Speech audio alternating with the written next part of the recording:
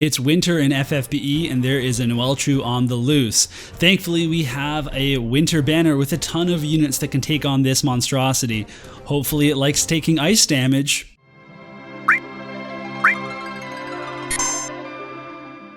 Alright, we're going to be talking Winter Banner. We're going to start with Whimsical Winter Tiana, who is our new unit. Gumi figured it out. This is the unit that everybody wanted, the most popular unit, therefore the unit that we received on this banner. So, starting with the max stats for Winter Tiana. Now, of course, the button's not working. There it is. We can see here the base form is a buffer and a healer, and then a magic damage dealer in the Brave Shift form. That's a true Brave Shift. We don't have to worry about any sort of cooldown or turn order. The TMR is a accessory with auto protect, auto shell, which is a 30% mitigation, I believe. Yeah, 30% active until KO'd. That's physical for the protect and it's magical for the shell.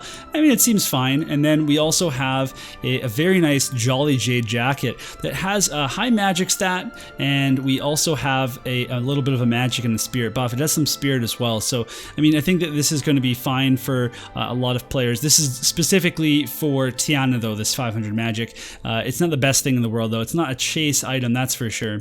Then we'll talk about the LB as well. So the LB has this huge amp for every element, but not an imbue, so you don't have to worry about, you know, getting an accidental imbue of all these elements and then, you know, that kind of wrecks your plan. It's going to give everybody just what they need. It does have a big LB cost there, but otherwise it has a 100% HP and MP recover, which is pretty big, and then some morale recover as well, though not like a crazy amount. There's no magic here, but then we have the kit. The hallmark of this kit is that there are a bunch of different amps, not imbues, just amps. So we have a fire, lightning, water, wind, and earth, and each of them come with a special ability. So the fire amp is going to give you that amp, but it's also going to give you a physical accuracy boost. Now all of these amps give your whole party 30% increased damage and LBs and stuff, but then the solo effect just for Tiana is 50% for each element. So there's also some things like LB gauge fill, some barriers, some damage reduction and mitigation. Some this wind one is actually a mirage effect, so that's pretty good, but otherwise you just get all of these amps. Now some of you might be worried about imbues, and you should be, because you don't have them. They're not on this kit. Otherwise, there's some healing stuff here. So we've got an HP and an MP restoration, as well as your remove attack, defense, magic break, and then give you a resistance to those breaks. We also have things like a throwing weapon reduction and a spirit break. It's not a very good spirit break though. And then a one-time, one unit conversion, or sorry, one turn conversion of all these elements from damage into HP. We also have a pretty nice parameter boost here. So this is a full buff for your whole team, including a HP and MP restoration for 5 turns. I actually kind of like this one. It's nice that you could fit your amp and your full buff for stats. You can fit those on one unit without having to mix units, and you just have to hopefully bring your own imbue on the unit that's using their skill. I mean, I think that there's some applications here. There's also a really cool buff here that's 150% to these elements, but then you get 75% permanently until KO'd. So there's also some morale restoration there as well. Otherwise, Tiana, she can quad cast this stuff if you use a certain ability, and otherwise triple casting. But you also get this here. Where are we looking at here? Not this one. We also get a 75% magic evasion, which is kind of interesting, and also this HP MP restoration every single turn. So as far as a support healer goes, Tiana has some pretty cool stuff, but you know, missing the imbues is obviously a really big deal. In certain parties, she's going to allow you to consolidate roles, and in other parties, you're just going to have to bring an extra unit anyway. That's kind of a concern. When we go to the Brave Shift form though, you get all the same elements, but this time you get the imperils, and this time you get the you know, like the damage chaining, the CWA. We have here some morale scaling damage as well. So these are all big imperils. They're active for the turn that you use them, but that's fine because you're probably going to be chaining this, for one turn anyway to finish the boss, or you're going to be chaining multiple turns and you only need the imperil for that one turn anyway. But if you are worried about that, when we take a look at the LB here, you get all of those imperils for 5 turns, you get killers for your whole team, and you do actually get a pretty significant modifier for an LB here. The problem is that it is all of these elements. So obviously in FFBE, when somebody has, high elements for 4 of these, let's say maybe they have earth, water, and wind and lightning, resistances, but they're weak to fire. It doesn't matter that they're weak to fire. If you hit them with those other elements, you're averaging all of your modifiers and your resistances and all your different imperils and all that kind of stuff. So this isn't a very practical LB, except for the buffs that it provides, or some weird boss that doesn't have elemental resistances, or they're weak to a bunch of elements, maybe like the current Clash of Wills boss. It's almost like they designed it exactly for it. So otherwise, you still have your Trouble Brewing and your conversion spell here. There's also, your dispel for both yourself and for all the enemies. So that's a pretty useful skill as well. So what you're really getting here is a quadcast CWA chaining partner for a bunch of different units like Louise or Igni or whoever else for Clash of Wills.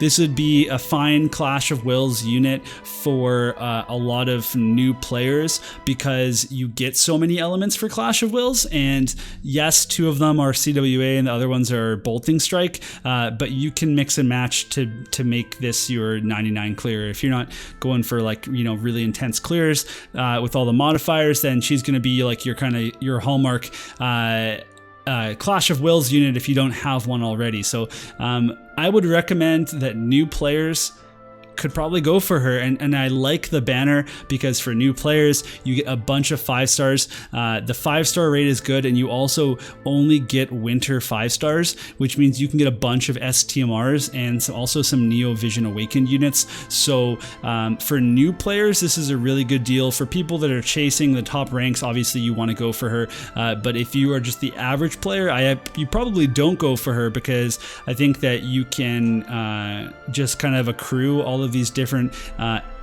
all these amps and imperils from different sources, and you can make do without her for this Clash of Wills, and they'll be the next hot thing for the next Clash of Wills anyway, so probably not worth going for most players. Next up is my boy Eldryn. I'm pretty excited about him. He gets some pretty massive modifier boosts for his chaining. All of his chaining remains absolute Mirror of Equity. At EX2, he's going to get this Saber Strike, which in the Brave Shift form is called Inescapable Snowstorm. I wish it was Inescapable Snowman, because that would be hilarious naming, but either way, what it does is it's a morale scaling ability, so you use this on your kill turn for a big morale boost.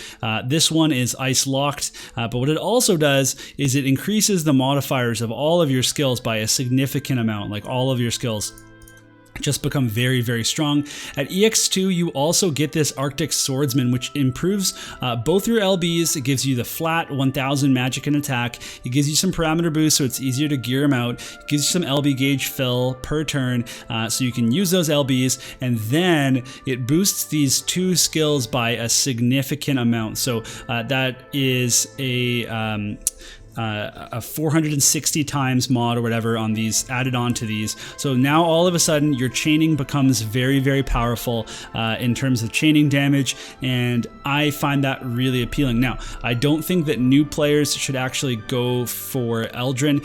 It's a really, really big investment for a pretty ice-locked unit, but the stuff that he got, I actually think it was a pretty fun upgrade. It's a pretty cool upgrade. He's not just another, LB finisher. He's got some cool stuff. So at EX3, he also gets Blizzard's Fury, which has your sword imperil. It has a beast killer for your entire team, and then it gives Eldryn a 50% ice damage boost. So once you have this Eldryn self-contained as his own imperil boost, all this kind of stuff, you just need a breaker, and he's going to do literally everything else himself, and he does have some party applications that he can still take care of. So if you have Eldryn already, I'm going to take my Eldryn to EX3 because I like Eldryn a lot. He's the first unit I ever pulled, so I'm going to go for that, but I think most people are going to skip Eldryn. Christine is not really that special. She gets some interesting stuff, I guess. I mean, so there's your ice imperil, and there's an ice imbue. Now, this is an ice amp for your entire team. If you don't have access to this, if you're a new player, then this is actually pretty interesting. This gives you LB fill. It gives you an ice amp. It also gives you an ice imbue and imperil all in one go. So this is your okay, there's this current event going on. I'm a new player, and the new event that just came out is weak to ice. If you've played the Christmas events or in the banners and whatever, then you might have her and you have access to this pretty good support. Now, the rest of us are already going to have our different ice amps, and our you know, we have that, oh jeez, I can't believe I'm blanking on the name of the chocobo that can do the ice amp for us, so we're not as worried about this. But I think for a new player, this is a really nice place to come to. And then we have Magic on Ice, which gives you some upgrades to different things. But again, I really don't think this is a huge deal for most people. It gives you some increased modifiers. I don't think people are going to be using her because she's an absolute zero chaining unit, and whatever, that's not going to be so great. However, again, this is one of those units that you take a look at them and they've got some interesting stuff. This was the TM. Oh, this is the STMR. Sorry, this STMR is like decent. It's a dual wielding magic boost with some magic stat as well, and then some ice resistance, and then Snow Bear again. It's got like this is a really good starting unit to get, just because it's gonna give you a good TMR for a new player, a good STMR for a new player, and also a decent supporter now at this point for a new player. We've also got Kryla, and she's actually pretty interesting. So when we are able to EX to her, she's also going to get some useful things. So for example, this is actually a pretty good imperil and a pretty good break for all enemies. You get morale, LB fill, imperils, breaks, all this kind of stuff. You only get it for one time in 5 turns, whatever. It's still very useful. Again, not just for Clash of Wills, but for other things. We also have this, which has it's a enter the battle break. So it's a preemptive break. Just a nice little touch there. The cool thing about her kit, and you have to go all the way to EX3 for this, is in the Brave Shift form, you are going to get Twilight Pact. And what this is a mega buff. We get a 350 full buff, a 45% light and dark amp for one unit, and then an LB fill for that unit. So this is your new, like, hey, I got Sephiroth. I mean, he already has his LB filled, but you can pop this off as well as, let's see, whatever she has, these imperils for dark and light, so you can double cast those two things, and you're all in one. Your Sephiroth just needs a chainer and he's ready to finish someone off. So this is really good value. Now I did some pulls in another video, so you know, spoiler alert, but I pulled like 6 Krylas, so it's really easy to get her right now if you wanted to work on that. You also get an upgraded LB, so the LB, I don't know if it shows it here, the LB does get upgraded. It does, okay, yeah, so to have these big imperils, it's a dual damage. And one other little trick, if you're playing the current Clash of Wills, keep in mind she has these dual damage skills. So if you want to bring her in your team, she can break, she can do all this other stuff, but she has the Jinx Cycloseismic Brew and the Geyser Shock Brew. If you do these two things and have one unit deal fire damage, then you will have hit all 5 elements for this Clash of Wills boss in order to break its imperils and be able to damage it.